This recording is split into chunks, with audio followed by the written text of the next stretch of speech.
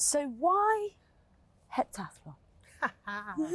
I have been asked that question so I mean, many that's one of the times. boring questions I get asked, like, what's your favourite resort?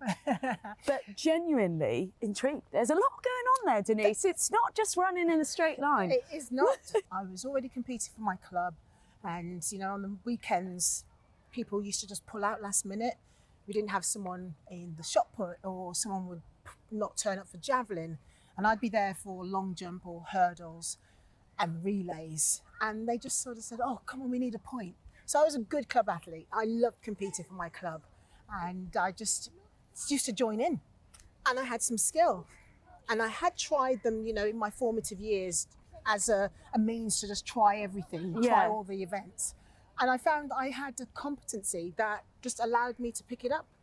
And then my coach said to me, look, why don't you try a heptathlon? I said, okay, let's go for it. Didn't look back. I loved the camaraderie, you know, between the girls. It was just magical.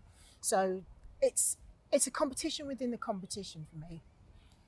The mindset, competing against yourself, but you're competing against the other heptathletes, and you're having to manage that mindset, which is so important in heptathlon, knowing that you haven't got 7 great events. You may have 3 or 4. You're okay in another couple, and then you're trying to minimize having any disasters. And so that's Disaster management of the grandest scale. It is, it really is. Because usually it's the person who avoids having like 3 no jumps or you know, 3 no throws or a disastrous throw that may make it on the podium. It's not about being fantastic at all 7. You know, no heptathlete really is. And so understanding that mindset when you're coming into your weakest event, knowing that you've got to really pull something out of the bag. And it's not till later on in my life, you know, I'm an old woman now.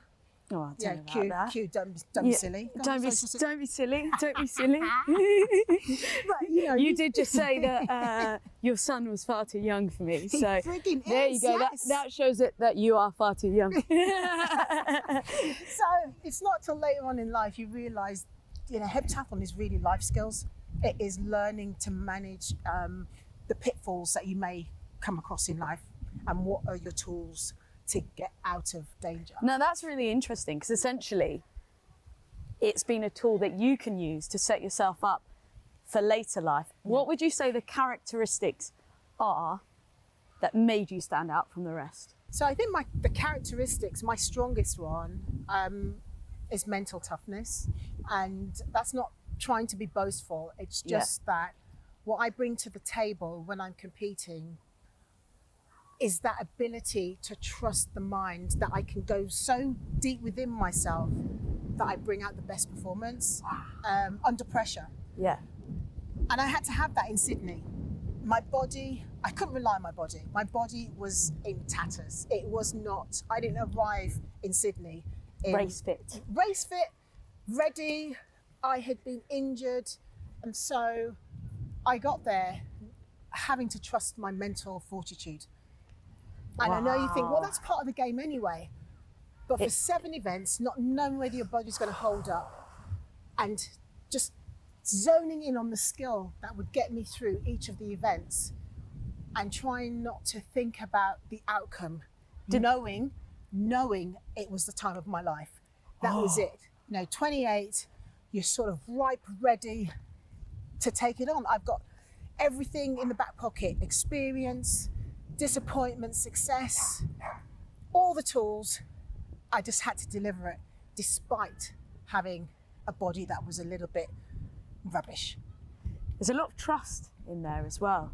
Has to be trust. Did it relieve the pressure going into it, knowing that you weren't in the peak form of your life? Not at all.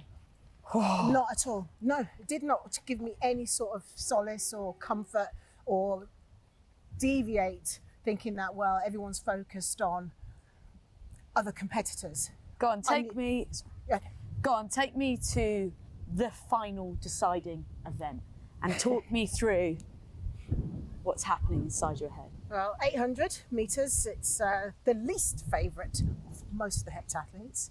And I knew I just had to hold on for dear life for 2 laps of the track, knowing that there was the Russian Pokorova, who was a really competent and strong 800-meter runner, and she was in her first Olympics and really just chomping on my heels. I went into that event in the lead, having had a good javelin, and so the mindset was now or never. Yeah. It is now or never.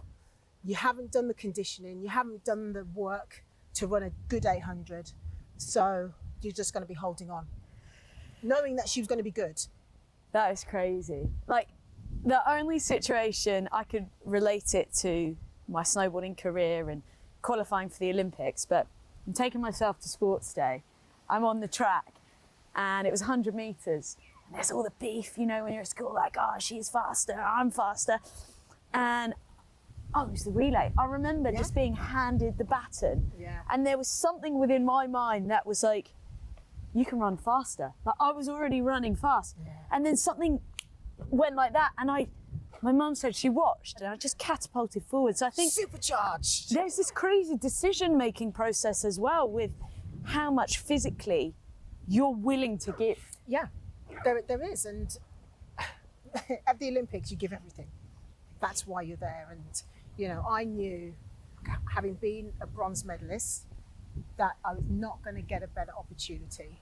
And so it is about taking your opportunities when they arise.